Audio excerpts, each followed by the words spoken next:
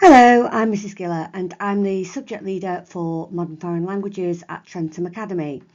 I have put this presentation together to explain our GCSE choices for French and Spanish to students and parents.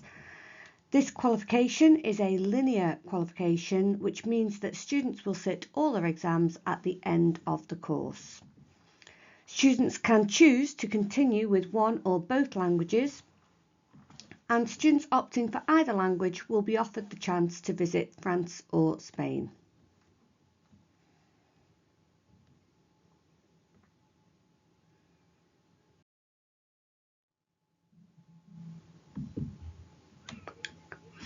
Firstly, let me introduce our team of experts. Mr. Tidy is our French specialist, Miss Malechi is our Spanish specialist, and I am fluent in both French and Spanish.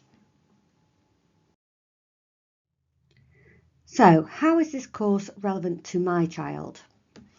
Firstly, we can offer an inclusive and relatable content. The content of this course reflects and represents diverse student experiences, so all students feel included and can speak and write about the things that interest them the most. We have an engaging contemporary content, including equality, physical and mental well-being, the natural world, social media and gaming. There are also many career prospects by studying a language. Language learning enables you to experience an endless array of new cultures from across the world and harness new skills that are valuable to the development of not only yourself but also your future career opportunities. There are many reasons to learn a second language, but here are just a few of my favourite. Reason number one, to improve your communication skills. Reason number two, to gain a cultural awareness and empathy for the languages that you are studying. Number three, to boost confidence. Number four, to strengthen your problem-solving skills. Reason number five, it sharpens your memory. And number six, to stand out from the crowd. Not everyone will be taking a language GCSE, so therefore this is an opportunity to stand out. And reason number seven, to see the world. By learning a language, it will enable you to discover new places and get the most out of them when you're visiting.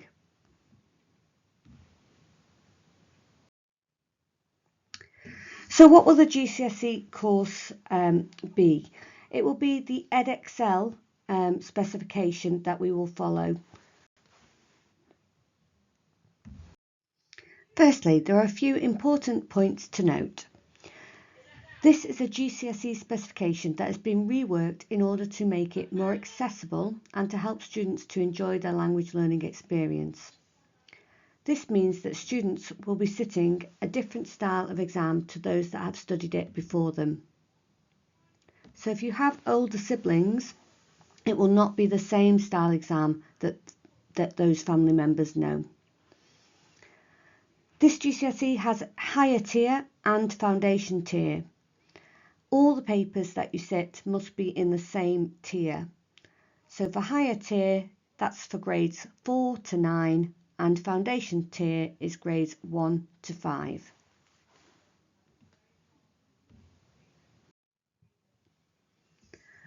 Whilst you're studying French or Spanish, you'll be learning how to write, speak and understand language about 6 thematic contexts. The thematic contexts of this course are my personal world, lifestyle and well-being, my neighbourhood, media and technology, studying and my future, and travel and tourism. More specifically, you'll be able to speak and write about a variety of subjects. In the image on the screen, you can see all of the different smaller units that make up those 6 thematic contexts.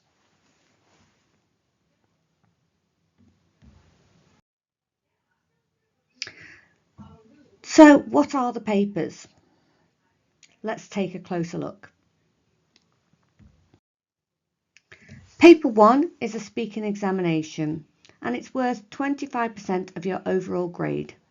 You'll have a short read aloud task, a role play and a picture description with a follow-on conversation. There are some things that would be useful for you to know. You get to prepare for the speaking exam in a silent room with an invigilator. The last minute of this time is when you enter the exam room, and your teacher or examiner will then give you a minute so that you can practice the read aloud before the exam starts. You can read it all the way through, practice just a few of the words that are most challenging, or just carry on preparing in silence. It's up to you. The role plays are all transactional. For example, booking hotels, buying clothes, going to the doctor's.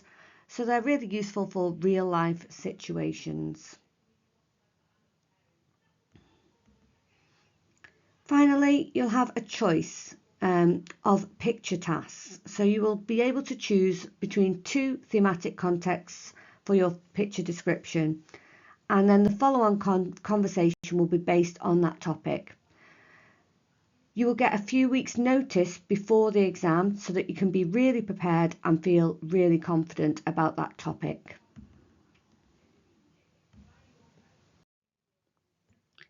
Paper 2 is the listening and understanding assessment. Paper 2 is also worth 25% of the overall grade. At the start of this paper, you'll get 5 minutes to go through and look at all the questions and highlight and make notes as you wish.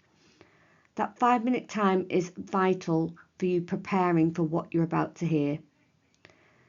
There are 2 sections. On section A, there'll be listening tasks varying from multiple choice, multiple response and short answer open response questions.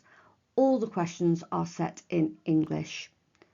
Section B is a new section where you will be dictating. So on this part of the exam, you'll listen to each extract 3 times and you will then write down in the language what it is that you have heard.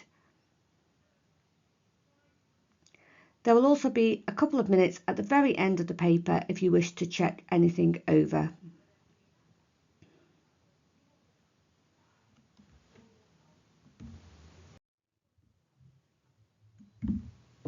Paper 3 is reading and understanding. Again, it's worth a quarter of the overall grade, 25%. There are similar question types to the listening and also translation into English. To support you, where the question is about a cultural topic you might not have heard of, there will be a supporting picture to help you.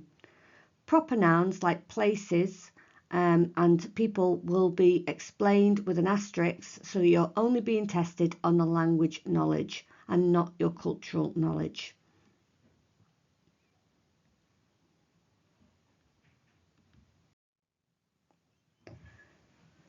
Before we move on to writing, there are a few things to let you know which will apply to both listening and reading. Finally, the same question types will be in the same place in the paper for the same number of marks each year.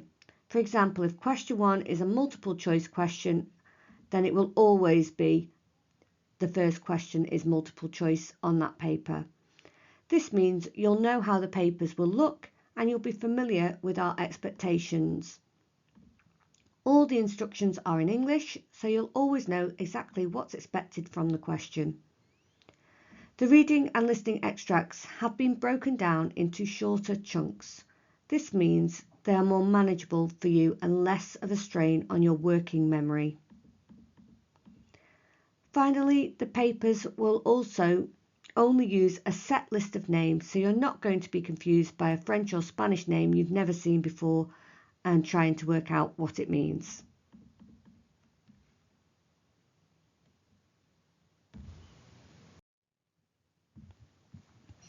The last paper is the writing paper, paper 4.